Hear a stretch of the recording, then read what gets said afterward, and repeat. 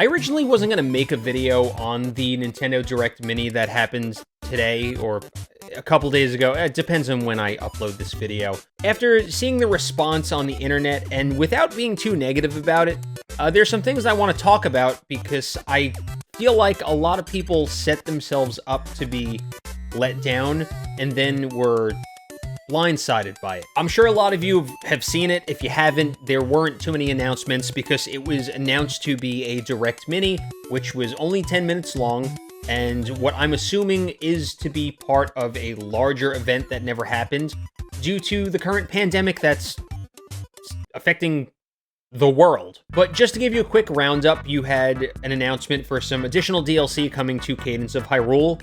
I don't know if any of you have played Cadence of Hyrule. It is a fantastic indie game done by the developers who made Crypt of the Necrodancer. So it's not a sequel, but it is a similar game, but it is Zelda skinned, and more importantly, it's a lot of fun. If you haven't played it, I highly recommend it. I can't recommend it enough, and we're actually getting a physical copy, which is more of a complete edition later this year, which is going to have all the DLC, and I know a lot of people are excited about that, but if you haven't played the game and you're looking for something to play, please go play Cadence of Hyrule. It's fantastic. It's not very long, but there's definitely some replayability there. Then the next game shown off, I don't know if this is in the right order. The next game was Rogue Company, which I originally referred to as a Fortnite clone, and some people were very vocal about it on Twitter that it is more than that. And I do apologize. I saw the character models and just instantly I thought Fortnite. But it seems to be a little more cooperative and team-oriented than just a battle royale. In fact, I don't even know if it is a battle royale. But I did hear that the developers, Hi-Rez, they had some criticism from, I guess, a previous trailer, and they actually took that criticism and they applied it, and things are looking better now. I'm just repeating what I've heard, which is really cool. That's really cool of the developers to actually take the feedback into consideration, because some people will just pump out crap and, you know, they'll cash in and they won't care what the consumers think. As you can tell, I've seen a lot of negativity on Twitter today, kind of revolving around this whole Direct, and I want to put more of a positive spin on it because I think there are some cool things in there.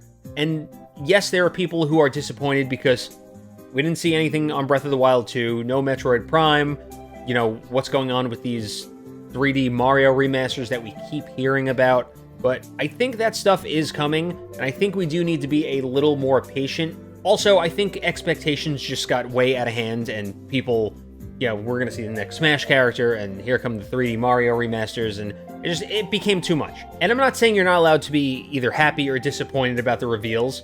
You're entitled to feel how you want. It's what happens after we stop watching the reveals and then we go to the internet. And whether you are disappointed or whether you are excited, it's what happens afterwards and how people begin to attack each other because, you know, maybe some people don't like Mario or Pokemon or Legend of Zelda, and, you know, they were waiting for Shin Megami Tensei.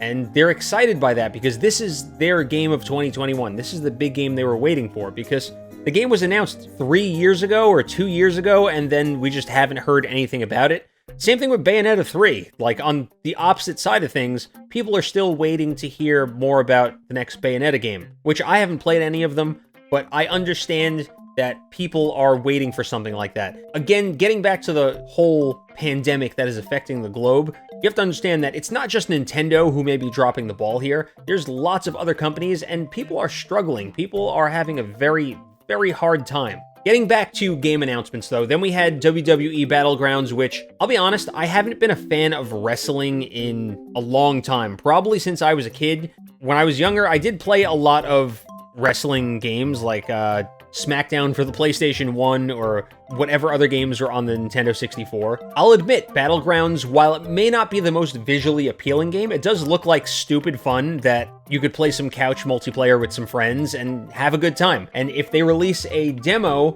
I will 100% download that demo and I will try the game out. And who knows, I might end up picking it up. And then you have the grand reveal of the entire 8-minute long Direct, which was the Shin Megami Tensei games. You have Shin Megami Tensei 3 Nocturne, which is being remastered in HD.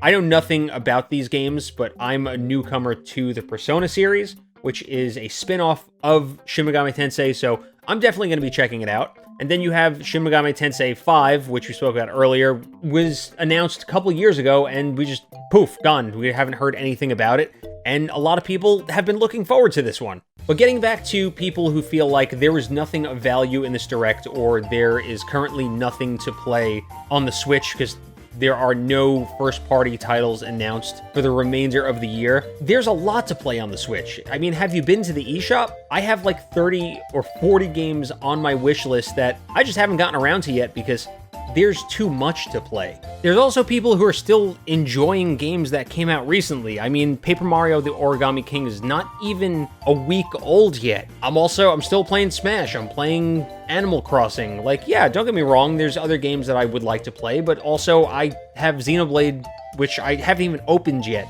because I want to stream it, but there's other things that I'm finishing. But as far as the remainder of the year goes, I am 100% certain, and Nintendo said it towards the end of the video itself, that there are going to be more of these throughout the rest of the year, so I can see us getting one in August or September, one in October. The holiday season is coming up, and, you know, pandemic or not, I'm pretty sure that Nintendo has to get something out there for the holiday season.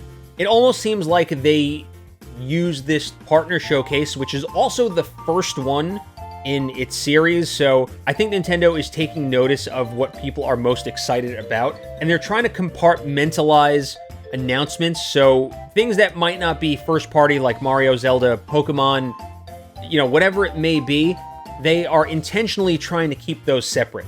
I, by any means, don't think this Direct was bad. I mean, it was short, there were only a couple announcements, and I may joke, but I think people who seriously were disappointed, and they're allowed to be, just didn't see anything of value or anything they were interested in, or they set their expectations way too high. But just because someone is disappointed doesn't mean that they're wrong. It's how we go about it and how we treat each other that makes us wrong. Regardless of what side you're on, people in fan bases that are toxic have always existed. It's so much easier now for someone to pick up their phone and with a, you know, couple taps of their finger, you know, they can spew some negativity and garbage towards other people on the internet. The games that were announced today, or even ones that are already out that you may not be interested in, if they have demos, I challenge you to download something new and try it. You know, it's something you might not be interested in. I'll be completely honest. I had no interest in Persona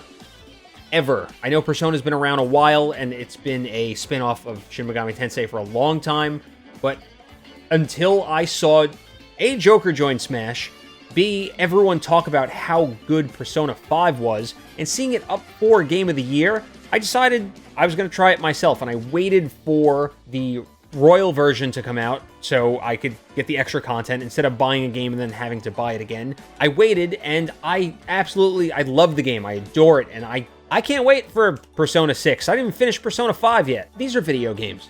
They're meant to be fun. They're meant to be an outlet and an escape, and we're using them and announcements to attack each other, and it makes me sad because I'm hyped about things.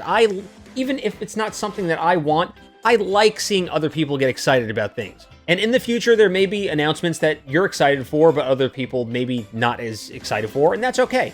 The point I'm trying to make here is try to understand that people don't like the same things. What person A likes is not the same as what person B likes, and the same as what person C likes, and there's nothing wrong with that. And also, try to keep an open mind, and not only in the games that you play, but throughout life. Try to see things from other people's perspective without having to be on the defensive. As a prediction, I do think we're going to see more of these in the next couple months, as Nintendo said, so I guess I'm not really making any groundbreaking discoveries here, but I do think the next one, or even the one after that, will be first-party stuff. You know, we might see something focused solely on Smash to announce the next fighter.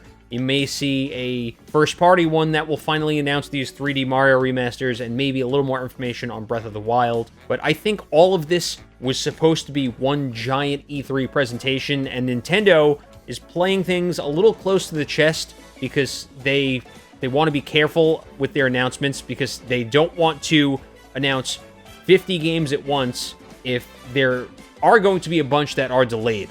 I think after a while, it becomes so exhausting because this is in a lot of fan bases nowadays. It's almost become commonplace that you have people that are complaining, and then you have people that are complaining about the complaining, and then it goes on forever. And I'm not trying to really fit into one of those categories. I'm kind of trying to take a step back and say, hey, let's enjoy video games together. And this isn't specific to any console. This isn't just Nintendo. This applies to PlayStation, Xbox, and PC, and mobile gaming. Whatever games you enjoy them without being toxic to other people. But at the same time, I think some of us need to understand that others are not always as excited for things as we are. And on the opposite side of the coin, we also need to understand that some of us, have to learn how to be excited for other people who finally may have gotten that one thing that they've been waiting for a long time. That's it. Let me know what you guys thought of the Direct down in the comment section. What did you like or dislike? What are you hoping to see in the next one? And we will see you next time.